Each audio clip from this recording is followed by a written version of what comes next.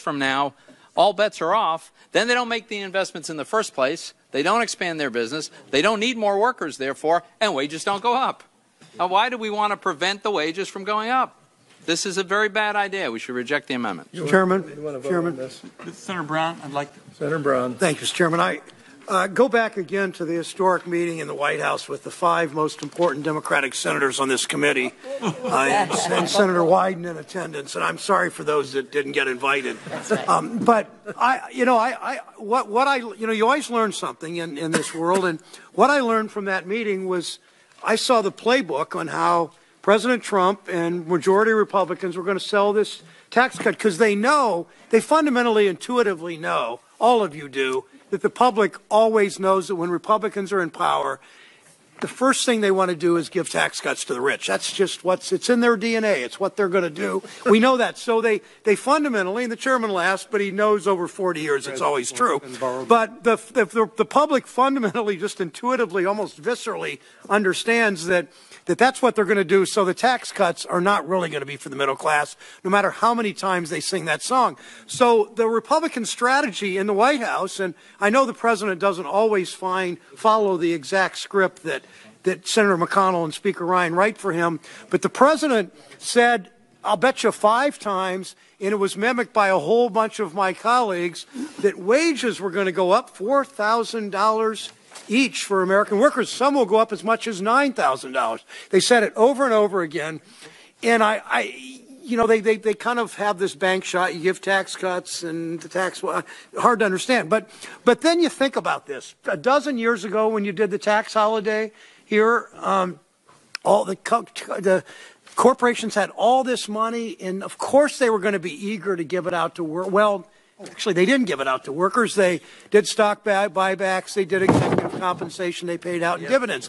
Then somebody cited Britain. Great Britain has done a series of tax cuts, and their wages were flat too. So this is really wishful thinking. But I do know that the TV ads that are going to be run against the 5 most important senators on this committee, the TV ads that the independent groups will run, will of course say, Senator McCaskill and Senator Casey and Senator Stabenow and Senator Nelson are voting against a $4,000 raise that this tax cut is going to bestow on them. We know it's coming. We know you'll have way more money to promote that than we will have to defend it, but that's why the Wyden Amendment is so important. And I just think it would be nice just tonight, before we go home, to just acknowledge, well, this tax cut really is not for the middle class, it's for the rich. And that whole thing about higher wages, well, it's a good selling point, but we know companies don't just give away higher wages. They just don't give away higher wages just because they have more money. Corporations are sitting on a lot of money now. They're sitting on a lot of profits now. I don't see wages going up. So just spare us the bank shots, spare us the sarcasm and the satire, and let's move. I'm going to spare it, but I'm going to just say to you that I come from the poor people, and I've been here working my whole stinking career for people who don't have a chance. And I really resent anybody saying that I'm just doing this for the rich. Give me a break. I think you guys overplay that all the time, and it gets old. And frankly, you ought to quit it. Mr. Chairman, the public believes it. I'm not through. Okay. I get kind of sick and tired of it. True, it's a nice political play. Well, Mr. Chairman, it's not true. With all due respect, I get sick and tired of the richest people regular in the order, country Mr. Chairman. Getting richer and regular order. Regular middle. We do a tax regular order. Middle class Wait a minute. Regular order. And over and over again. How many times do we do this before we learn this? Listen, I've honored you by allowing you to spout off here. And what you said was not right. That's all I'm saying. I come from the lower middle class originally. We didn't have anything. So don't spew that stuff on me. I get a little tired of that crap. And let me just say something. If we worked together, we could pull this country out of every mess it's in.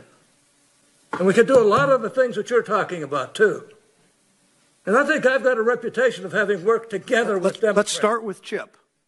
I'm not starting with Chip. I did it. I've done it for years. I've got more bills. Start with Chip today. I got more bills passed than everybody on this committee put together. And they've been passed for the benefit of people in this country. Now, all I can say is I like you personally very much, but I'm telling you, this bull crap that you guys throw out here really gets old after a while. To do it right at the end of this was just not right. And it takes a lot to get me worked up like this. Call the roll. Let me call the roll on the, what are we on? The Menendez amendment. On the Menendez amendment, let's call the roll. Grassley, no. Mr. Grassley, no. Mr. Crapo. No. Mr. Crapo, no. Mr. Roberts. Mr. Roberts, no. Mr. Enzi. Mr. Enzi, no. Mr. Cornyn. Mr. Cornyn, no. Mr. Thune. Mr. Thune, no. Mr. Burr. Mr. Burr, no. Mr. Isaacson. Mr. Isaacson, no. Mr. Portman. Mr. Portman, no. Mr. Toomey. Mr. Toomey, no. Mr. Heller. Mr. Heller, no. Mr. Scott. Mr. Scott, no. Mr. Cassidy. Mr. Cassidy, no. Mr. Wyden. Aye. Mr. Wyden, aye. Ms. Stabenow. Aye. Stabenow, aye. Ms. Cantwell. Aye. Ms. Cantwell, aye. Mr. Nelson. Mr. Nelson, aye. Mr. Menendez. Aye by proxy. Mr. Menendez, aye by proxy. Mr. Carper. Mr. Carper, aye. Mr. Cardin. Mr. Cardin, aye. Mr. Brown. Mr. Brown, aye. Mr. Bennett. Mr. Bennett, aye. Mr. Casey. Mr. Casey, aye. Mr. Warner. Mr. Warner, aye. Mrs. McCaskill. Mrs. McCaskill, aye. Mr. Chairman. No. No. Chairman, no. I'm so upset I can't even say no. Mr. Chairman, the final tally is 12 ayes, 14 nays. The amendment fails. Now I have a manager's amendment. It's called Hatch Amendment number 25, modified, that includes a series of technical fixes and clarifying changes to Mark, as well as a small handful of accepted member amendments. Mr. Bartfeld, please walk us through the manager's amendment. Quickly. But Mr. Chairman, I'd like to echo I'd like to echo the chairman's request. We need this summary. We just got a draft to it. There are a lot of changes in it. We haven't had any time to review the changes. We haven't had a chance to ask any questions. As far as I can tell, folks on the other side went in the back while we were taking these votes, and they've been talking about making these changes. And it seemed to me that would have been a natural opportunity to talk about ways to find common ground. So it looks to me like the last hour or so on this reinforced the partisanship here. And so, Mr. Bartold, we need you to take us through what these changes are. We may have some questions. It's an earmark. Let's move on. I have to say that we did walk your staff through it, so it's Mr. Chairman, this is the first I've heard of well, it. that's not my problem. I mean, You I just get it from my submitted a staff. You can get it No, from yours. that's not true. Our staff didn't have it. Nobody had this. Nobody had it. Clerk will call the roll. What? There is Mr. no Chairman. There is no rule. Object. Are you kidding? Mr. Chairman, you asked. Oh, I'm doing the walkthrough. I'm sorry. Right. I'm so upset. Right. I'm so upset that let's do the. That'll be fine. Okay. Mr. Chairman, members of the committee, the chairman's modification begins with a modification to the transition rule to the change in the mark on section 162M that relates to binding contracts. It makes a clarification that the excise tax on investment income of private colleges and universities, it clarifies the related party rule provision of the underlying provision in the mark. It makes another clarifying amendment with respect to partners' shares of charitable contributions and foreign taxes paid. It also adds a clarification that the interest, the limitation on the deduction of net interest expense for which there's an exception for regulated public utilities also applies in the case of certain electric co-ops. It clarifies, or it excludes, I should say, that the accumulated foreign deferred earnings from the REIT gross income test for the purpose of the transition rule on the transition to the participation exemption system. It makes a modification to the Mark's underlying proposal with respect to the orphan drug credit, changes the credit rate to 27% and strikes certain limitations on expenses related to drugs that had been previously approved under the Food and Drug and Cosmetic Act. I'm not sure if the written document before you has a line that relates to the net operating loss deduction. If it does, I was informed that that's in error, that there is no change to the chairman's mark as modified with respect to the net operating loss deduction. So if you have your pen, you can strike that from your copy. The chairman's mark has modified the, although I mentioned it in the walkthrough, the description of the amendment in the mark did not have an effective date for the change with respect to meals provided for the convenience of the employer. This is only clarifying for the written record that that would be effective for taxable years beginning after December 31st, 2025. The amendment also then adds a reporting requirement for research and experimentation expenditures beginning after December 31st, 2024. This is in relation to the amortization of research expenses. The cost basis of certain securities, it changes it changes first in, first out rule with respect to mutual funds, regulated investment companies. There are certain additions, so these are new starters as opposed to modifications. It extends the free file program for the IRS. It provides two changes with respect to whistleblower programs. One is it treats whistleblower awards other than those of whistleblowers with respect to the IRS as allows them above the line treatment for attorneys' fees and court costs paid in connection to it. So it's conforming the treatment in other areas where there are whistleblower award possibilities to the present law treatment that's accorded to whistleblower awards in the case of in a tax case.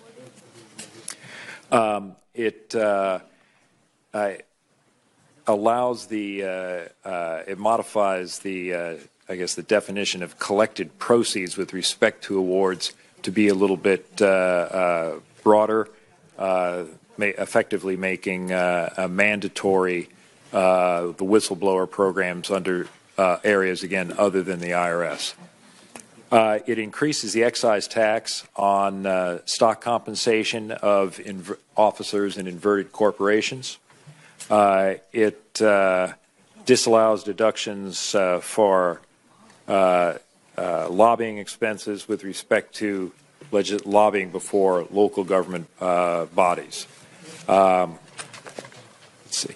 It adds a new requirement for corporate taxpayers that pay dividends to shareholders, such that there's a requirement to report the total amount of dividends paid during a taxable year and the first 2.5 months of the succeeding year. That'd be effective starting after 2018, so a year's lead time, and it imposes a 3-year holding period requirement for qualification of long-term capital gains with respect to partnership interest received in connection to performing services. This is related to carried interest of certain investment partnerships.